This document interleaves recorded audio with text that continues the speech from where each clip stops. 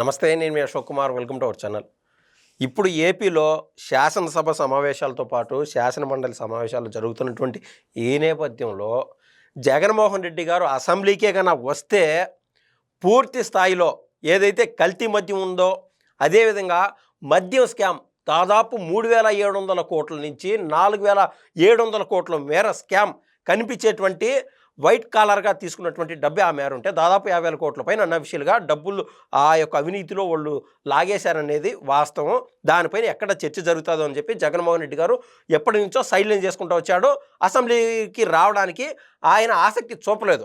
ఒకవేళ పొరపాటున జగన్మోహన్ రెడ్డి గారికి ప్రతిపక్ష హోదాగా ఇస్తే అది ఎక్కువ టైం ఇచ్చినప్పుడు జగన్మోహన్ రెడ్డి గారి దగ్గర మాట్లాడడానికి కూడా సబ్జెక్ట్ ఉండదు, నీళ్ళు నవ్వడానికే టైం సరిపోదు. కాబట్టి ఆయన రిస్క్ చేయలేకపోతున్నాడు. మురిగనక పైన తాటికై పడినట్టు. ఈలోపు ఏమైందంటే, ఇన్ని రోజులు స్తబ్దుగా ఉన్నటువంటి కల్తీ నెయ్యి వ్యవహారం సాక్షాత్తు కలియుగ దైవం అయినటువంటి శ్రీ వెంకటేశ్వర స్వామికి ఆ యొక్క శోభని మసిపూరితం చేసే విధంగా ఆనాడు 234 కోట్ల పైచిలకు అవినీతి పరంగా డబ్బులు దండుకున్నారు. పామాయిలు, ఆ డాల్డా ఏమేమి కలిపినారో కానీ అదేవిధంగా ఛార్జ్ షీట్ కూడా ఇచ్చారు. ఇది స్వయంగా సుప్రీంకోర్టు ఆదేశించిన మేరకు సిబిఐ నిర్వహించినటువంటి ఆ సిట్ ఆధారంగా ఇచ్చినటువంటి ఛార్జ్ షీట్లో క్లియర్ కట్గా పొందుపరిచారు. అందులో కల్తీ జరిగింది. కల్తీ జరగకుండా 234 కోట్లు సంపాదించినటువంటి దాఖలాలు లేవనేటువంటి వ్యవహారం యావత్ పబ్లిక్ చూసింది. కానీ వైసీపీ వాళ్ళు సోషల్ మీడియాలోనూ అన్నిట్లోనూ ఈవెన్ సాక్షి మీడియాలో కూడా ఏమంటున్నారంటే, కల్తీ ఎక్కడ జరిగింది, క్లీన్ చిట్ ఇచ్చేశారు, సిట్ క్లీన్ చిట్ ఇచ్చింది, తద్వారా సిబిఐ సుప్రీంకోర్టు క్లీన్ చిట్ ఇచ్చినట్టు కూడా అని చెప్పి.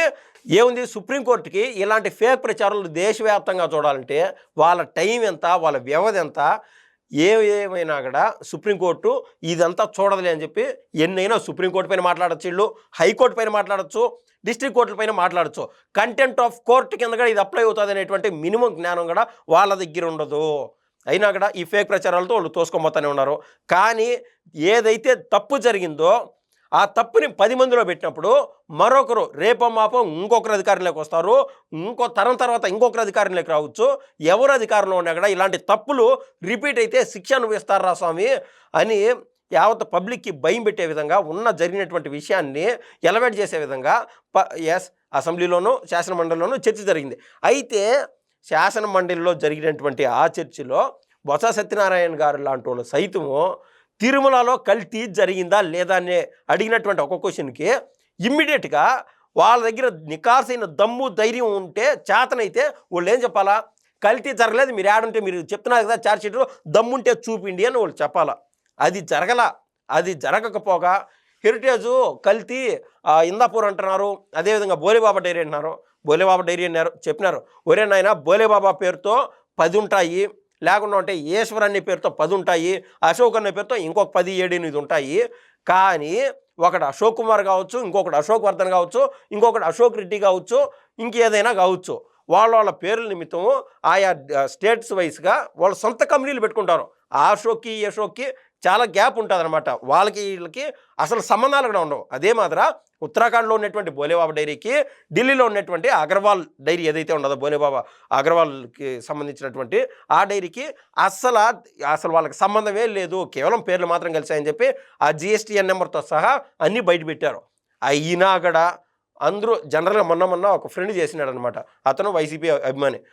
బోలేబాబా డైరీకి సంబంధించి వీళ్ళకి హెరిటేజ్ వాళ్ళకు సంబంధాలు ఉన్నాయి కదరా అని చెప్పి.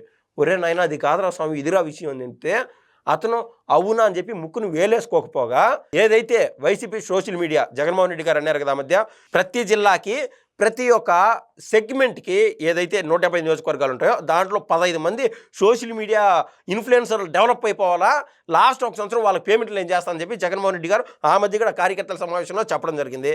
సో ప్రతి ఒక్కరు వాళ్ళ ఫోన్లకి, యూట్యూబులకి పని చెప్పడం మొదలుపెట్టేశారు. ఇది ఇలా జరుగుతున్నటువంటి ఈ నేపథ్యంలో శాసనమండలిలో సరికొత్తగా ఒక చర్చ జరిగింది. జగన్మోహన్ రెడ్డి గారి యొక్క మతం ఏంది అని చెప్పి. మన మతం పైన మనకు ప్రేమ ఉండొచ్చు కాక ఇతర మతాలపైన మనకు గౌరవం ఉండాలి. కానీ అసలు ఆ చర్చ ఏంది అంటే, 234 కోట్ల రూపాయలు జగన్మోహన్ రెడ్డి గారి యొక్క పాకెట్లో. ఇట్స్ ఎ పెటీ అమౌంట్ అనమాట. మనం కదా బయటికి ఎక్కడికైనా పోయినప్పుడు 10 రూపాయలు ఎత్తుకోకపోతే ఎట్టుంటుంది, ఆ మాదిరి జగన్మోహన్ రెడ్డి గారికి 234 కోట్లు అనేది కంటిలో ఉండాల్సినంత చిన్నపాటిది. ఆయన గతంలో వేల కోట్లు అదేవిధంగా దాదాపు 43,000 కోట్లు ఛార్జ్షీట్లో కూడా పొందుపరిచినారు, అటాచ్ కూడా చేసినారు. ఏది ఆయన సిబిఐ ఈడీ కేసుల్లో కూడా. దాని ముందు 234 కోట్లకి ఆయన అవినీతి చేశాడంటే సాక్షాత్తు ఏపీ ముఖ్యమంత్రి అయినటువంటి నారా చంద్రబాబు నాయుడు గారు కూడా ఈ మాట స్పష్టంగా చెప్పినారు. కేవలం ఎట్లయితే రాజశేఖర రెడ్డి గారు గతంలో 7 కొండలు కాదు అవి 2 కొండలే అని చెప్పి దాన్ని వ్యాపార కేంద్రంగా మార్చాలనుకున్నాడో, అదే మాదిర తిరుమల వెంకటేశ్వర స్వామికి వీళ్ళు అవినీతి మరకంటించి ఏదైతే కేంద్రంగా టీటీడీ కేంద్రంగా కావాలని దేవుడి యొక్క ఆ శోభని, ప్రపంచవ్యాప్తంగా ఆయనకు ఉన్నటువంటి కీర్తి ప్రతిష్టలని దెబ్బతీసే విధంగా ఆనాడు వైసీపీ కంకణం కట్టుకునేది అనే మాట వాస్తవం. అందుకోసం గాను ఎవరైతే మంత్రి ఉన్నారో అచ్చెన్నాయుడు గారు అందుకు క్లారిటీగా జగన్మోహన్ రెడ్డి గారు మతం ఏంది అని అడిగినారు. ఒకవేళ ఆయన కూడా ఆయన మతం పైన ఆయనకి ప్రేమ ఉండొచ్చు కాక, కానీ హిందూ మతం పైన కనీసం కాస్త కోస్త అభిమానం, గౌరవమైన ఉండింటే బాగుండేది.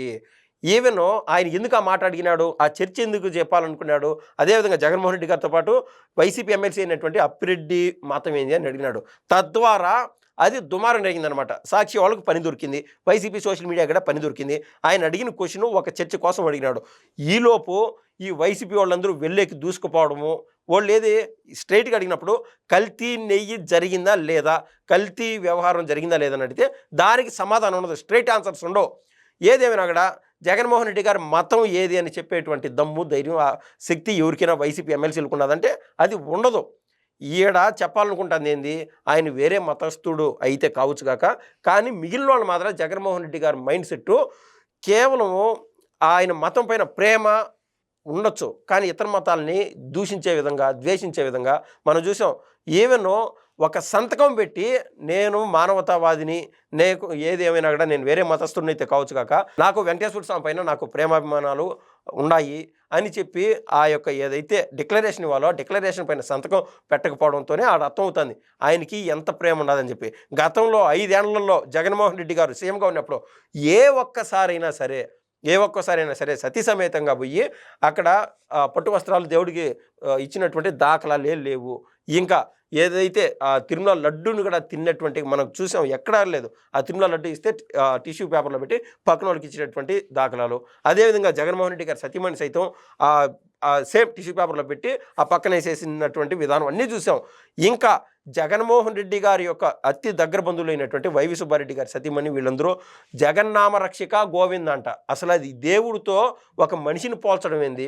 ఎంతోమంది ఉంటారు మనుషులు, ఎంత స్థాయిలో ఏ ఒక సీఎం స్థాయిలోనో, మంత్రుల స్థాయిలోనో, కలెక్టర్లో ఎంతమంది అని ఉండొచ్చు. మనందరినీ పరిపాలించేది ఎవరంటే దేవదేవుడే పరిపాలించేది.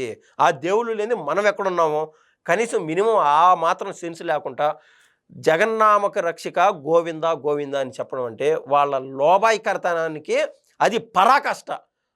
స్వయంగా వాళ్ళ భర్త ఎవరైతే ఉన్నారో వైవి సుబ్బారెడ్డి గారు ఆ టీటీడీని ఏలినటువంటి దాఖలాలు, వీళ్ళందరూ క్లియర్ కట్గా ఒక గుంపుగా చేరి కల్తీ చేశారని చెప్పి అందుకోసమే అచ్చెన్నాయుడు గారు ఓపెన్గా ఆయన మతం ఏంది అని శాసనమండలిలో అడిగినారు. దీని కాస్త సాక్షి వాళ్ళు పని చెప్పి మతంతో ఏ పని అంటే మతంతో పని లేనప్పుడు మీకు చేతనైతే డిక్లరేషన్ పైన సంతకం పెట్టి వచ్చి దేవుని దర్శించుకోండి, అక్కడికైనా నమ్మేటువంటి పరిస్థితి. ఓయమ్మ అది ఈ మాట కూడా చెప్పడం తప్పే.